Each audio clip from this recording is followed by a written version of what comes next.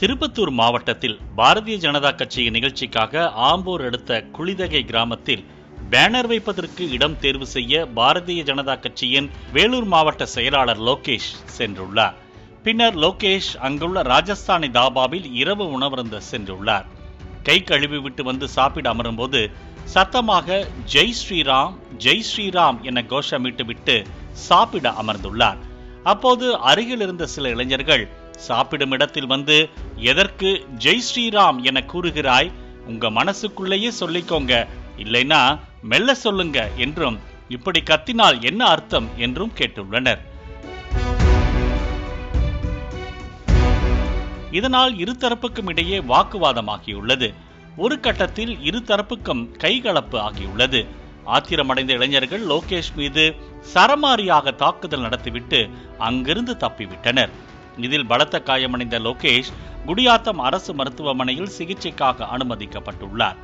தகவல் அறிந்த ஆம்பூர் டிஎஸ்பி சரவணன் தலைமையிலான போலீசார் விசாரணை மேற்கொண்டு வருகின்றனர். பேனர் வைக்கிறதுக்கோசரம் நாங்கள் மானூர் ரூட்டில் நகரம் மீட்டிங் முடிச்சுட்டு நாங்கள் போனோம்.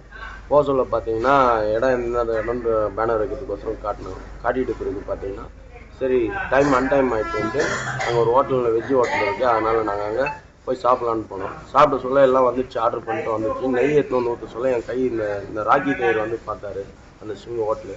அவர் பார்த்தோடனே ஜெய் ஸ்ரீராம்னாரு.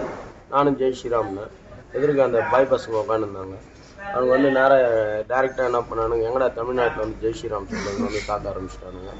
எங்களுக்கு எதுவுமே புரியல. அந்த இடத்துலேருந்து நான் கம்முன்னு, ஏன்னா எங்களுக்கு மொத்தமே கவனம் பார்த்தீங்கன்னா அண்ணாமலைக்கு வந்து போகிற வரைக்கும் நாங்கள் தேவையில்லாத எந்த பிரச்சனையும் வரக்கூடாது அப்படின்ட்டு நாங்கள் ஒரு முக்கியமாக அந்த கவனத்தில் இருந்தோம். வேஷ்டி வேறு உருவிட்டானுங்க. அந்த காவி வேஷ்டியை பிடிச்சி கிழிச்சு என்ன பண்ணானுங்க, ஏதோ சொன்னானுங்க. என்ன சொன்னானுங்க அது மாதிரி ஒரு வெறித்தனமாக அந்த காவி வேஷ்டியை பிடிச்சி கிழிச்சிட்டு தூக்கி போட்டிருக்கானுங்க. அந்த காவி வேஷ்டி அங்கேயே தான் இருக்குது. நான் காரில் உட்காந்து அப்புறம் எங்கள் அசோக்ஜி வந்து காரில் உட்கார வச்சு என்னை கூப்பிட்டு போயிட்டார். அப்புறம் பள்ளிக்கொண்டா போயிட்டு அப்புறம் அச்ச பசங்க யாருன்னு தெரியுமா? அச்சு பசங்க எல்லாம் முஸ்லீம்ஸ் தான். இல்லை அவங்க யாருன்னு தெரியுமா? யாருன்னு எனக்கு தெரியாது. எப்படி முஸ்லீம்ஸ்? 100% முஸ்லீம்ஸ். 100% முஸ்லீம்ஸ் தான். அவங்க ஆக்சுவலாக பார்த்தீங்கன்னா உருது பேசினாங்க. அதனால் வந்து எங்களுக்கு அதனால தான் நான் முஸ்லீம் நான் சொல்கிறேன். இல்லைன்னா முஸ்லீம் சொல்லணும் எனக்கு அவசியம் இல்லை.